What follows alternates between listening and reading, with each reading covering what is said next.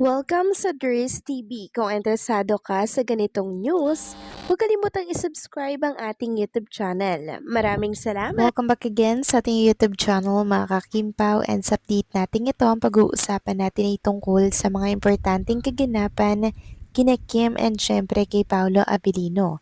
So pag-uusapan natin sa update na to ay may kaugnayan po mga kakimpaw sa posibleng pagka-cancel po ng isang napakahalagang appointment ni Chinita Princess. So bakit nga kaya yan ang tatalakayin at pag-uusapan natin mamaya?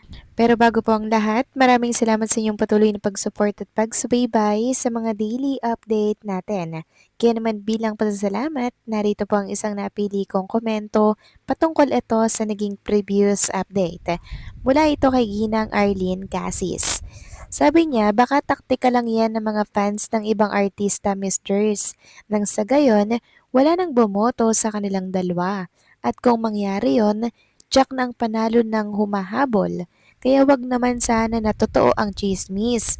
Kasi tahimik talaga silang dalawa. Pero blooming naman si Kim sa showtime ngayon. Maraming salamat po sa inyong komento, Ginang Arlene Casis. Pwede rin pong maging taktika ito mga kakimpaw, 'di ba? Para po maharang yung pagbotong gagawin ng mga Kimpaw fans. Pero fans po talaga yon ni Kim and Paula Vilino mga kakimpaw. Totoo po siyang fans, hindi po siya kalaban. Kung bagay nagbibigay lamang siya ng awareness para po sa lahat. Pero ang kagandahan dito, tuloy-tuloy naman po ang boto araw-araw, oras-oras ng mga supporters ni Kim and ni Paolo Abilino. Wala daw pong makakapigil sa kanila. So, suporta at boboto sila mga kakimpaw, oras-oras, kay Kim and kay Paolo. So, sana kay Paolo Abilino na lang, 'di ba? Kasi siya na po yung nasa top eh. Sayang naman po kung muungusan pa si Paolo Abilino.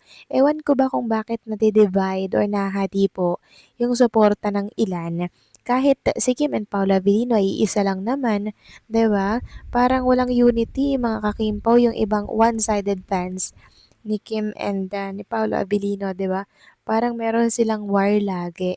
And syempre hindi po nila pinapahalagahan yung pakiusap ni Chinita Princess na si Paolo po ang iboto this time, 'di ba?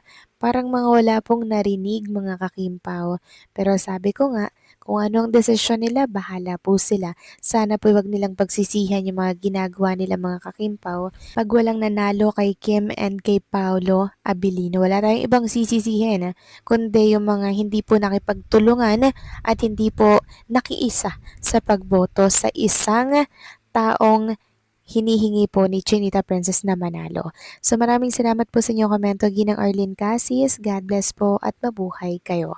So eto na nga, pag-usapan na natin mga kakimpaw, mga topic na nakalap natin sa update na to, at unahin na nga nating pag-usapan ang tungkol nga po dito sa pop-up store ni Chinita Princess sa Zamboanga. So bale, dalawang tulog na lang mga kakimpaw. Mag-o-open na po ang pop-up store ni Chinita Princess dito po sa Zamboanga, and nakita nga natin na bumisita na po dito si Twinkle mga kakimpaw. Nasa Zamboanga na po siya. Very supportive talaga ni Twinkle simula po nang nawala si Ate Lakam. Siya na po yung pumalit sa pwesto na kanang kamay ni Kim Chu. Diyan na po nagtitiwala si Chinita Princess sa mga business niya. Lagi pong andyan niyang si Twinkle, no? And mabuti na lang meron pong pumalit kay Ate Lakam. Hindi po nag-iisa si Chinita Princess sa mga ganitong pagkakataon at syempre sitwasyon. Ayon nga dito, nasa Zamboanga ate ni Kimi. Hala, not sure, baka bukas ang alis ni Kimi niyan. So baka daw bukas mga kakimpaw ang alis ni Chinita Princess. Pero ayon sa iba, baka daw po posible, no? May posibilidad na makancel daw po yung flight ni Chinita Princess going to Zamboanga due to masamang weather, masamang panahon. May bagyo po tayo mga kakimpaw, kaya hindi malabong mangyari na makancel nga po ang flight ni Chinita Princess.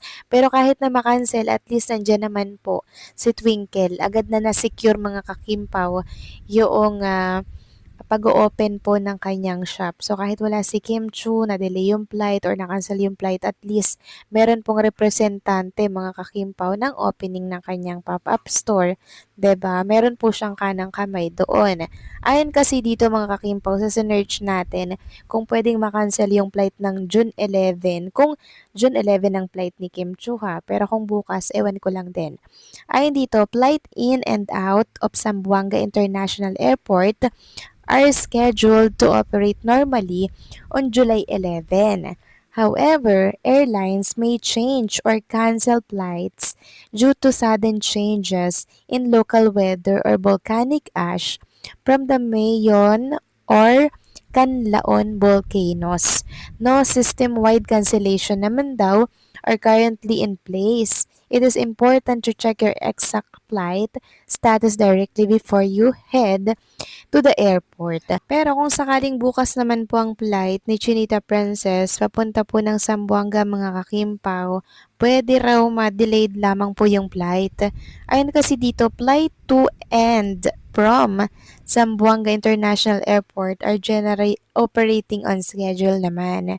Through minor, isolated delays can happen. Delayed or possible na mag-delayed lamang po yung flight ni Chinita Princess mga kakimpaw. Pero depende pa rin po yan sa weather bukas eh. Pero syempre, since nag-iingat nga po si Chinita Princess, possible po na magstay na lamang siya sa kanilang bahay niyan. Kasi ilang beses na po siyang nakaranas at nakasaksi po, 'di ba, ng mga aberya during flight, and medyo kinakabahan doon si Chinita Princess. At since ayaw niya nga pong mangyari yan, tapos ganito po mga kakimpaw na masama ang weather, masama pong panahon, tapos meron pa nga pong bagyo, 'di ba? Eh di baka hindi na lamang po tumuloy niya si Chinita Princess dahil sa pag-iingat na din po mga kakimpaw sa kanyang safety, syempre. And also si Paula Avellino, unang-una na po yan na mag-a-advise na huwag ka na tumuloy. May bagyo dito. Si Ate Twinkle na lang yung doon. Baka kaya siguro nauna na po si Twinkle dito po sa Zamboanga. Kaya kung sakaling hindi matuloy si Kim, at least meron pong nag-aayos doon sa kanyang pop-up store. So mabuti na lang talaga andyan po si Twinkle mga kakimpaw. Kasi kung pa-flight pa dyan si Chinita Princess, 'di ba? Medyo nakakapag-alala din. Safety ang unang-unang dapat pong isaalang-alang ni Chinita Princess mga kakimpaw. Kasi syempre, marami pong mag-aalala po sa kanya. Tayo mga fans, si Paolo, mga kakimpaw, unang-una, and also mga kakimpaw yung mga taong nagmamahal sa kanya.